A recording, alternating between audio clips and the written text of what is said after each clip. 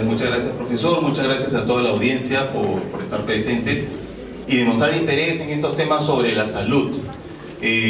Como ustedes pueden haber visto, el doctor Yabar ha mostrado la diversidad de VIH que existe en el país. El doctor Ronnie Gavilán ha mostrado la diversidad de enteropatógenos y otros que existen en nuestro país. Y se imaginarán con SARS y otros. La respuesta lógica es, también existe una altísima diversidad, presente, no estudiada y por surgir. Mi nombre es Víctor Jiménez, yo soy magíster en Biología Molecular, soy egresado de esta casa de estudios también. Laboro en el Instituto Nacional de Salud desde hace más o menos 7 años. He participado y sigo participando en el equipo de Vigilancia Genómica Nacional de SARS-CoV-2. Hay un equipo de Vigilancia Genómica Nacional, no hay dos, hay uno solo, y es del INS. Si por ahí habrían escuchado que otra persona se presenta como miembro del equipo de Vigilancia Genómica Nacional, no es así. Y yo soy un representante de ese grupo y he sido vocero y sigo siendo vocero institucional de los hallazgos que tenemos en el Instituto Nacional de Salud. Nuestra finalidad es investigar para colaborar con la toma de decisiones a nivel de ministerio.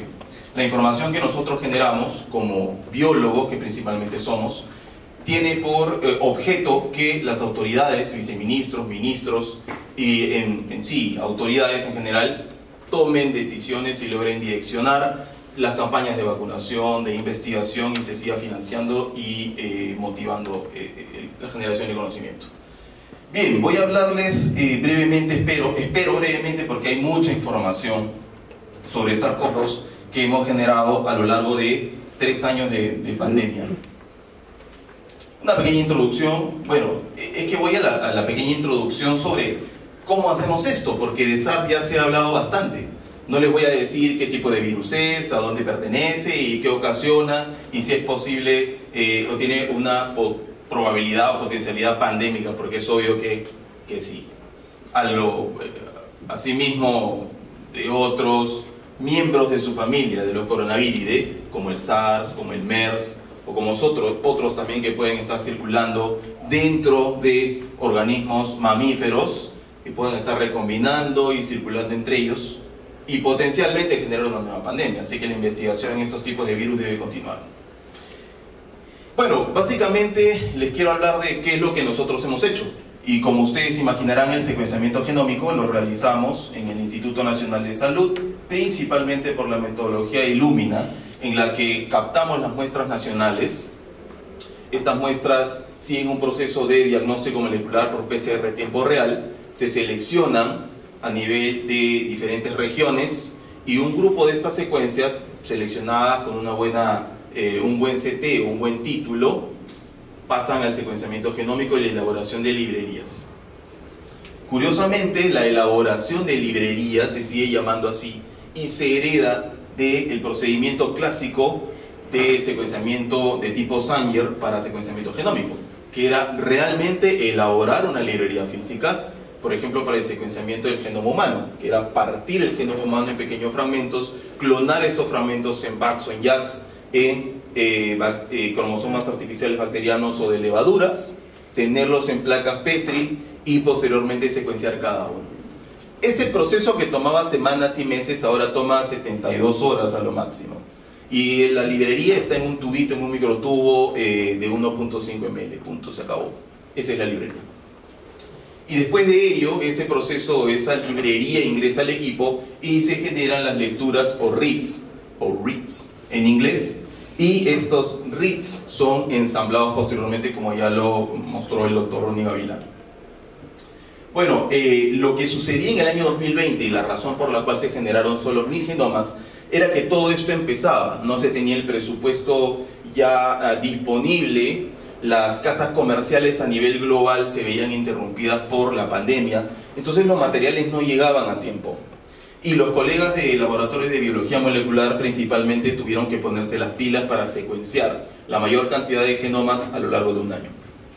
Por primera vez en la historia de nuestro país se han generado 1100 genomas en un año de un agente viral. Eso es en el 2020. ¿Cómo lo hicieron? Desarrollaron cebadores o primers para poder generar más o menos 7 u 8 amplicones grandes y cubrir la longitud del genoma del virus y posteriormente secuenciarlos por esta metodología. Así que ese era un proceso tedioso. Más adelante una compañía, ya en el 2021, desarrolló primers, una batería de primers, más o menos unos 90 primers, que podían generar amplicones pequeños en manera simultánea y así generar una librería más rápida. Bueno, este es parte del flujo que se siguió en aquel año para generar esos primeros 1100 genomas en el año 2020. Y algunos programas empleados en el momento. Esto era lo que se hacía en el año 2021. Para el año 2021 ya se adquirió mayor presupuesto, ya se congregó un mayor número de profesionales, principalmente todos biólogos, en esta actividad, que estaban adiestrados en biología molecular, que tenían conocimientos de microbiología, algunos habían recibido entrenamiento en laboratorios de biología, y por supuesto en bioinformática, que es lo que más nos falta, que trata del análisis de esta información que resulta de estos tipos de secuenciamientos. En aquel momento ya contamos con otros equipos, ya no teníamos un MAGISIC, ya para este momento teníamos un NextSeq que tiene una capacidad de generar mayor número de lecturas. Estas secuencias ya eran procesadas, ya no una por una, sino en simultáneo y en paralelo. De manera que esto nos permitió secuenciar al mes más o menos unos 800 o 700 genomas. Para el año ya habíamos secuenciado unos 20.000 genomas, o sea que habíamos multiplicado con creces la producción genómica de SARS-CoV-2. ¿Y esto para qué nos servía? Si bien estas actividades parecen a una práctica de laboratorio, ustedes pueden imaginar la guía del laboratorio, de cómo se elabora la librería, de cómo se ingresa al equipo y de cómo resulta la información y cómo ensamblar el genoma. La pregunta es, ¿qué hacemos con esa información? Pues la base de la vigilancia es identificar potenciales riesgos y mutaciones en el genoma, valen decir SNPs o rearreglos cromosómicos o inserciones o deleciones que puedan significar un riesgo para la salud pública. Vale decir un SNP que genera una mutación en una proteína que le permite al virus ingresar más fácilmente, o una mutación en otra proteína que le permita evadir el sistema inmunológico y de esta manera invadir más fácilmente o infectar o generar una cascada de citoquinas, etcétera, etcétera, etcétera, o alguna otra variante de esas condiciones. Esa es la idea de la vigilancia. Entonces, para llegar desde tener la muestra, procesarla, secuenciarla, analizarla y ver mutaciones potenciales, hay que tener el ojo bien abierto. Entonces, en aquel momento ya desarrollamos un flujo de trabajo que nos permitía generar genomas de manera rápida, automatizada. Teníamos un equipo que no solamente ya colgaba las secuencias en bases de datos libres como GSI o NCBI, sino que estos genomas tenían que ser editados.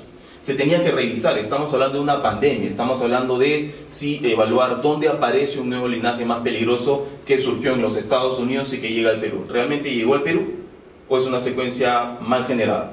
Así que tenemos que corroborar genoma por genoma la información generada. Y eso era lo que retrasaba nuestras actividades y era la razón por la cual nos demorábamos entre más o menos 15, 20 días o un mes en colgar los genomas. Y recibíamos críticas de la prensa de por qué no lo hacen tan rápido. Es que necesitamos colgar información confiable, no borradores. Los borradores no sirven de nada, los borradores solo son borradores. Y por supuesto que fuimos aprendiendo a hacer esta actividad cada vez mejor, ¿no? Bueno, estos fueron parte de los software que empleábamos, que ustedes podrían emplear en sus prácticas de laboratorio. Hablamos de RAXML, AliView, BEAST y programas filogenéticos. ¿Cuáles fueron los resultados de estas actividades? Nos permitieron identificar linajes que, por ejemplo, surgían en algún país, vale decir Colombia, Estados Unidos, o pasaban por Ecuador y llegaban al Perú. Y estos linajes conllevaban un riesgo para la salud pública. Se evaluaba por un estudio experimental en otros países, por ejemplo Alemania o Japón, que han sido líderes en esto, en determinar si ese linaje nuevo conlleva un riesgo. Tiene una mutación que permite que la proteína de la espiga ingrese o le permita al virus ingresar más fácilmente a la célula humana. Entonces, si contábamos con esa información internacional, vigilábamos la mutación en el Perú. ¿A través de qué? De análisis filogenéticos, de reconstrucciones filogenéticas que nos permitían identificar esos linajes en un contexto temporal y también identificar linajes nuevos, linajes in situ, linajes endémicos, linajes que han surgido en nuestro país.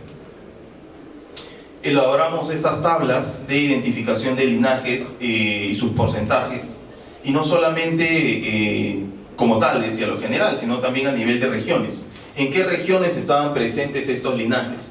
Primero las variantes, hablamos del 2020, hablábamos solamente de linajes, todos eran descendientes del inicial de Wuhan en China, pero ya para fines de 2020 aparece la variante alfa, luego aparece la variante gamma, luego aparece la variante lambda, posiblemente endémica del Perú, que surgió en el Perú. Entonces, esto nos permitía hacer el seguimiento de esas mutaciones. Podíamos ver realmente, prácticamente en vivo y en directo el proceso evolutivo. La evolución y el desplazamiento de linajes por otros que tenían una mayor capacidad infectiva, lo vimos en vivo y en directo en esta pandemia. Y eso debe quedar de aquí en adelante como un postulado comprobado en el caso de la evolución viral. Elaboramos estos dashboards, realmente eran, esta información es un print nomás de el dashboard que pertenece a la página del INS, en la que se podía ver el seguimiento de las variantes a lo largo del tiempo, ¿no? Este es para la variante alfa, esta es para la variante gamma, para la variante lambda y para la variante delta. Estamos hablando aquí del año 2021 más o menos. Y otras variantes, y este dashboard era muy interesante, esta gráfica era interesante, en la que se ve el desplazamiento de las variantes. Este es el tiempo de más atrás a más adelante, y podemos ver aquí la variante, los linajes iniciales que no tenían asignación de variante, y cómo aparece la variante gamma en este nivel, y cómo aparece la variante lambda, y ven cómo aumenta en área, pero luego va disminuyendo cuando aparece delta. Entonces, al inicio aparece un linaje que tiene bastante éxito, pero luego es desplazado por otro que tiene mayor capacidad.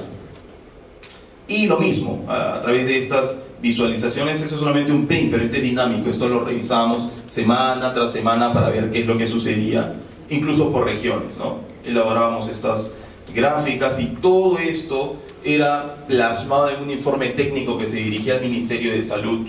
Esto no quedaba como información netamente científica y curiosa, que para nosotros era fascinante, y lo sigue siendo, pero tenía que plasmarse en un informe técnico que llegaba hasta el Ministerio de Salud, todas las semanas.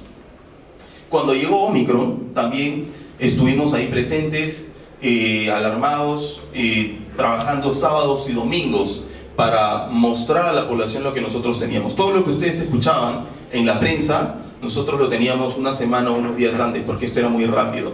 Primero se realizaba una nota de prensa en la página oficial del INS, y posteriormente la prensa nos contactaba para pedirnos información y detalles de lo que estaba sucediendo. Cuando llegó Omicron, el 21 de noviembre del año 2021, nos alarmamos porque parecía ser, o bueno, nosotros nos alarmamos en el sentido de la salud pública, pero el mundo estaba asustado porque la prensa global mencionaba un monstruo más monstruoso que Delta y todos íbamos a morir. Pero bueno, por fortuna, bueno, realmente mucha gente murió, pero la pandemia se superó. Llegó el primer Delta, ¿y qué es esto? Es el primer caso de Delta detectado en nuestro país, en un enfoque filogenético para identificar más o menos cuáles son sus filiaciones filogenéticas, así como ya lo han mostrado. Se darán cuenta de la importancia de la disciplina básica de la filogenética, y ustedes dirán, ¿esto para qué me puede servir? Pues me sirve para esto, para ver de dónde viene el bicho, cuándo ha aparecido, cuál es la fecha de origen aproximada de ese bicho, ¿sí? Y para no creer cuentos que muchas redes distribuyen, ¿no? Solamente esto nos acerca a la verdad, ¿no? Y este es el enfoque global. Este es todo el Omicron que existía a la fecha del 21 de noviembre en el mundo. Eran más o menos 400 o 500 genomas. Bueno, ahora son 15 millones, ¿no? Pero esto era todo Omicron en aquel momento, y nosotros teníamos que ubicar de dónde venía ese Omicron, y nos dimos cuenta que tenía afiliaciones con Inglaterra, con Japón, internacionales, ¿no? Y más detalles, siguieron llegando más Omicrons. Esto lo hacíamos con los primeros 8 o 9 Omicrons del Perú, pero cuando ya eran 120, 200, 500 ya no podíamos hacerlos uno por uno, ¿no? Así que los teníamos que analizar en grupo y ver cómo iba cambiando ahora el Omicron. ¿Surgieron más Omicron en nuestro país? Claro, primero era Omicron como tal, uno solo, pero luego se fragmentó, BA1, BA2, BA3, BA4, BA5, y dentro de estos empezaron a darse nuevos sublinajes. Incluso, no sé si recuerdan la noticia, en la isla de Chipre, el Deltacron también. Toda la prensa asustada y toda la prensa alarmada por Deltacron. ¿Qué es Deltacron? Deltacron es un recombinante de un linaje de Delta más un linaje de Omicron. Deltacron. había Deltacron en el Perú, pero es que no había un solo Deltacron. Si en un momento de la infección circula Delta y circula Omicron, en algún momento en algún paciente va a recombinar Delta y Omicron. Así como le explicó el doctor Carlos Yavar sobre la recombinación de los HIV. Esto no es sorpresa, esto tiene que suceder, es posible que suceda. Y sucede, no es ningún cuento la recombinación. Entonces nosotros identificamos o hacemos el seguimiento de cómo estas variantes se iban desplazando, y como ustedes pueden ver acá, aquí tenemos a Lambda, aquí tenemos a Gamma, aquí tenemos a Delta, y finalmente a Omicron, que logra aplastar al resto ya. En esta área todo es Omicron y ya no existe más Delta. Y así, seguíamos realizando la vigilancia y las actividades propias para elaborar informes técnicos. Pero no solo eso, como les voy a mostrar a continuación. Detectamos recombinación en SARS. Postulamos linajes. Hacíamos la vigilancia no solamente de linajes identificados a nivel internacional, sino también identificábamos linajes del Perú. En el grupo hemos postulado 40 linajes a un comité científico internacional y nos han aprobado más o menos 32 linajes que ellos consideran sí. Según sus estándares internacionales, sí son linajes. Estos linajes son del Perú y también se han encontrado en el extranjero.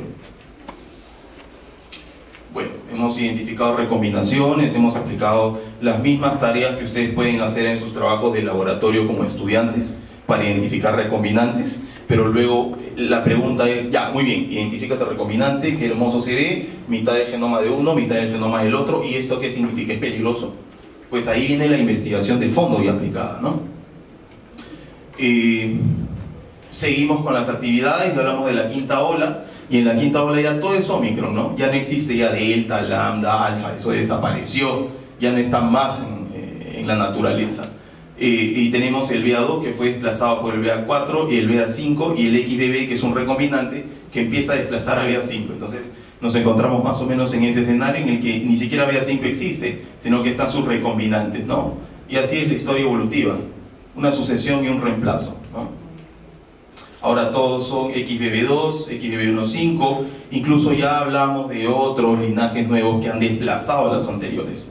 Nosotros elaboramos esta tabla como una genealogía gráfica, didáctica, para que las autoridades puedan entender muy bien. Encontramos un linaje, el, qué sé yo, XBB1.525, ¿de dónde viene? ¿De quién es? Es un Omicron en primer lugar. ¿De qué grupo viene? De un Omicron BA2 y así. Entonces, ellos podían ubicarse en la historia evolutiva de, por ejemplo, estos diagramas que permiten ubicar, actualmente hemos encontrado mayoría de XBB1.5, ¿esto qué es? Nos vamos hacia atrás y ubicamos a dónde pertenece, ¿no? ¿Cuál es su tatarabuelo?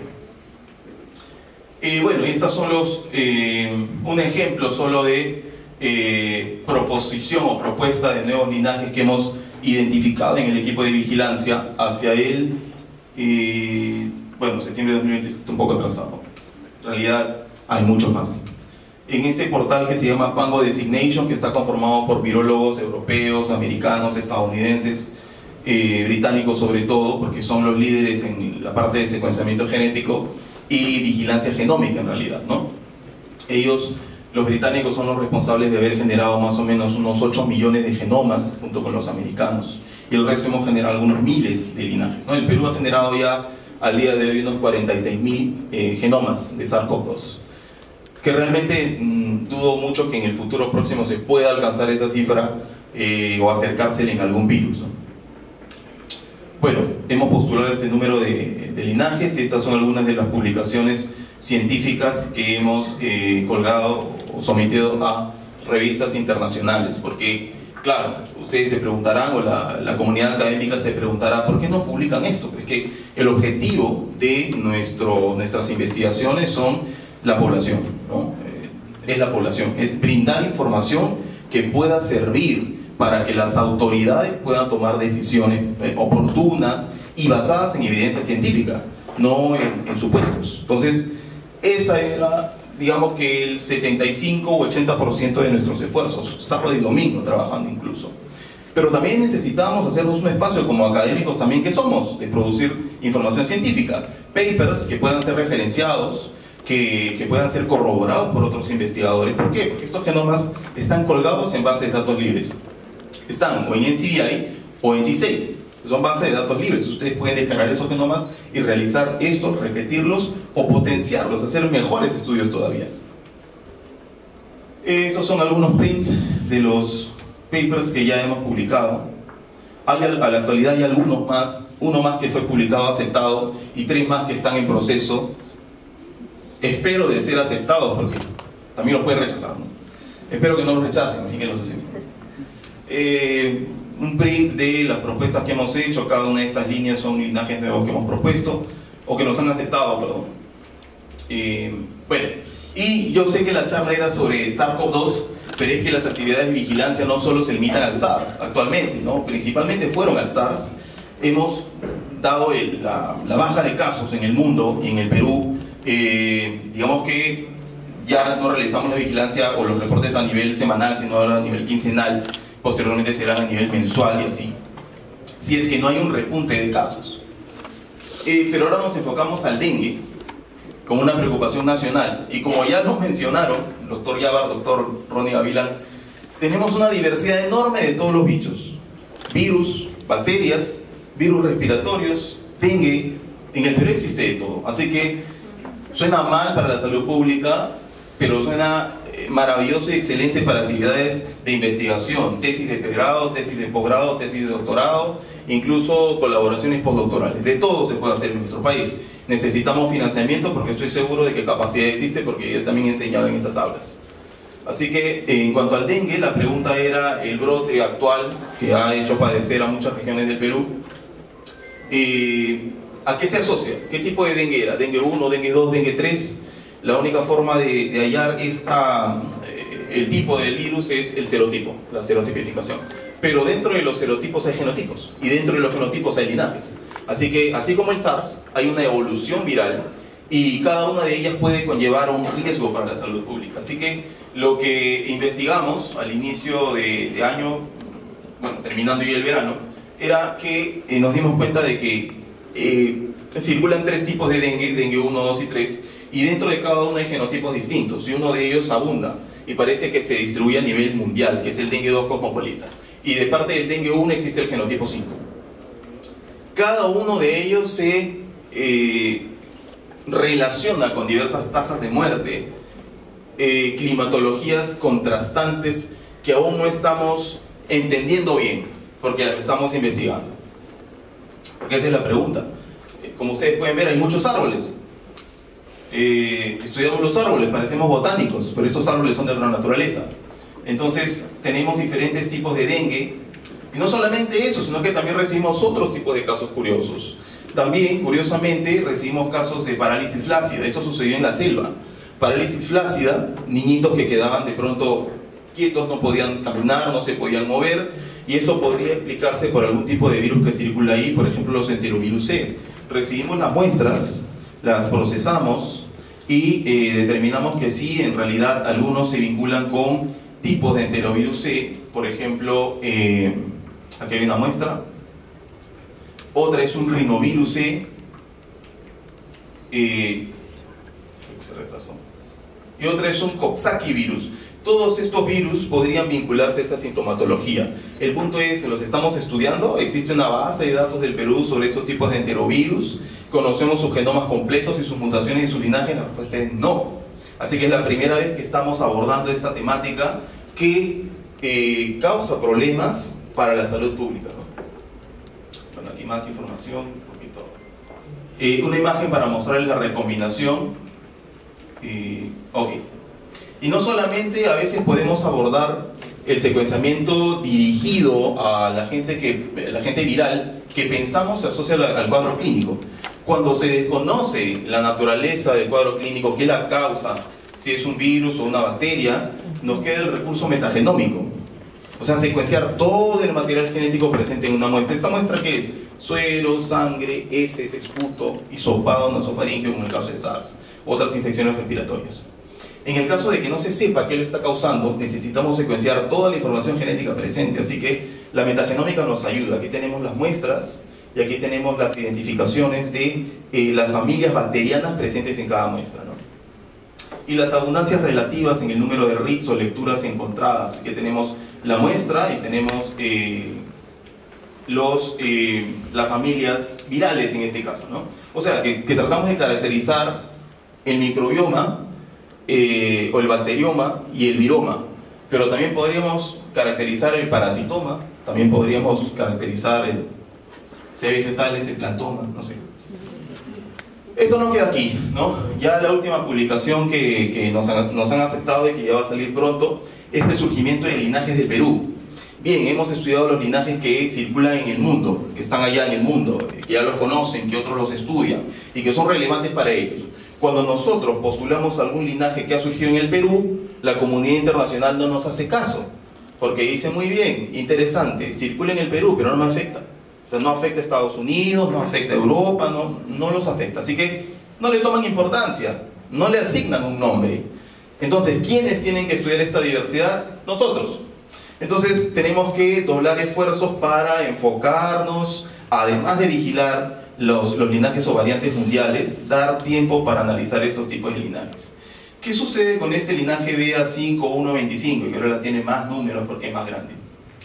Es un linaje asociado a la cuarta ola de COVID y que dio origen a nuevos sublinajes endémicos. Y tenía cierta representación, y estaba por ahí dando vueltas en diferentes lugares del Perú. Bueno, ese BA5.1.25 fue registrado en el Perú, que son todas, dentro de este árbol filogenético, son todas estas bolitas rojas, mostazas, celestes, rosadas y verdes. Todas estas son genomas que se asocian al linaje BA5.1.25. Las que están resaltadas son muestras del Perú, solo del Perú. En el contexto mundial, las que no están resaltadas, las ramas que no están resaltadas, son muestras del mundo, del planeta entero.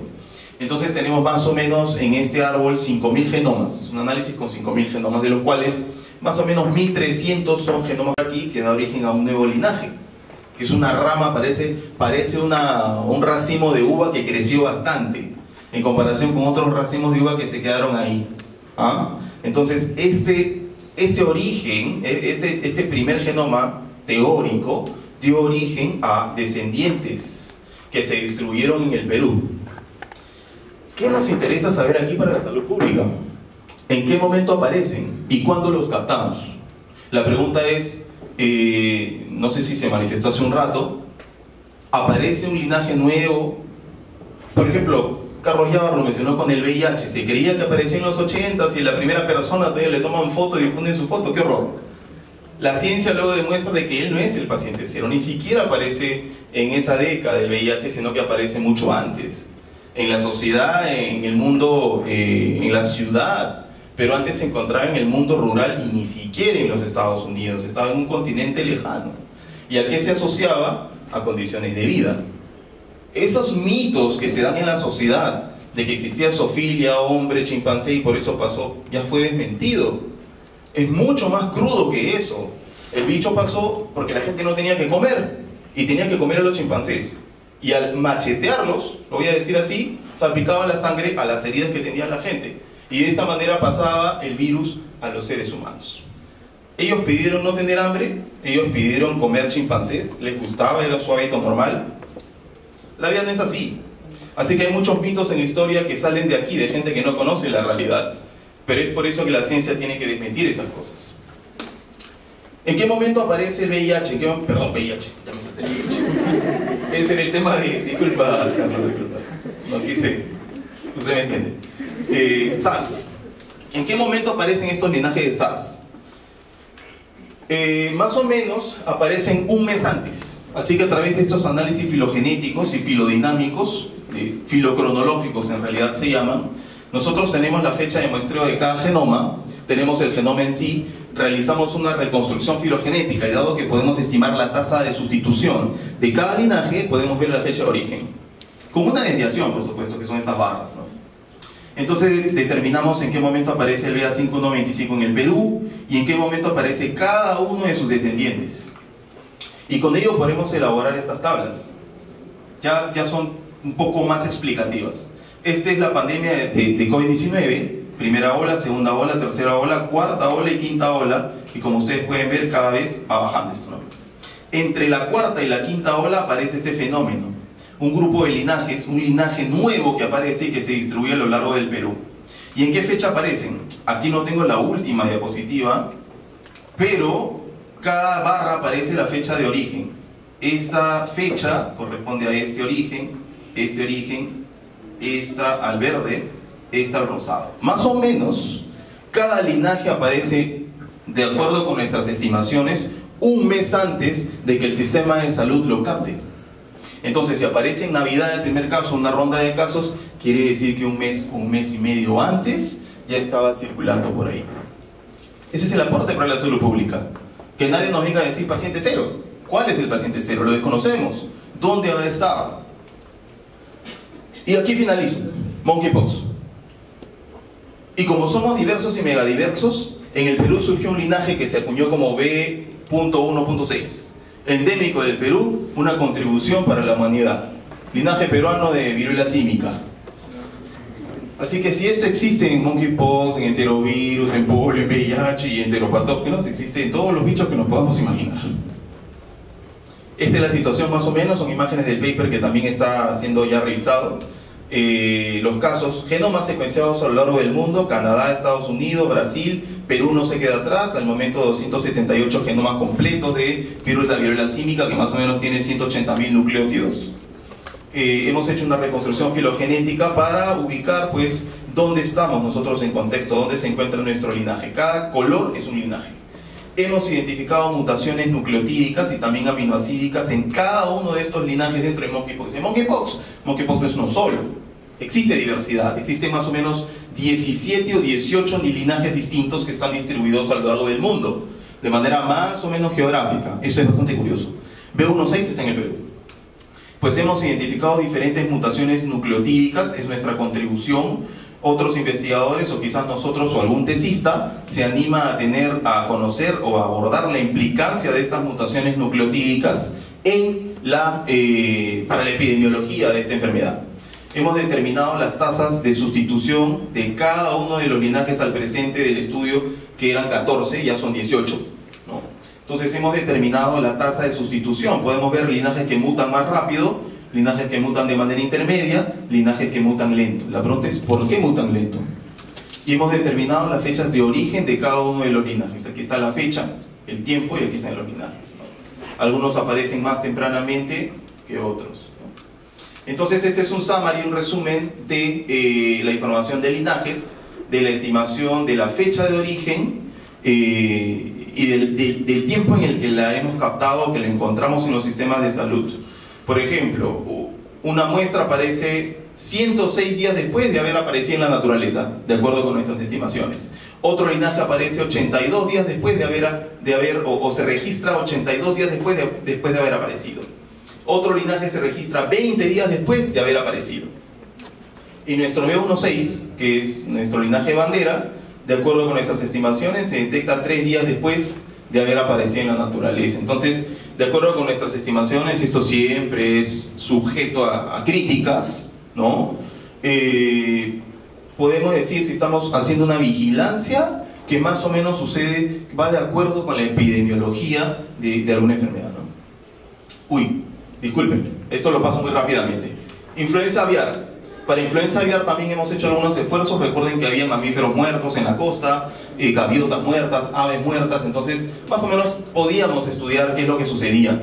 Y lo que les puedo decir es que, y ya está publicado esto, es una afiliación entre el H5N1 aviar que circula entre Perú y Chile. Somos, como en muchas cosas en cuanto a nuestra diversidad, prácticamente somos un consorcio cultural Chile y Perú. Bueno, muchas gracias.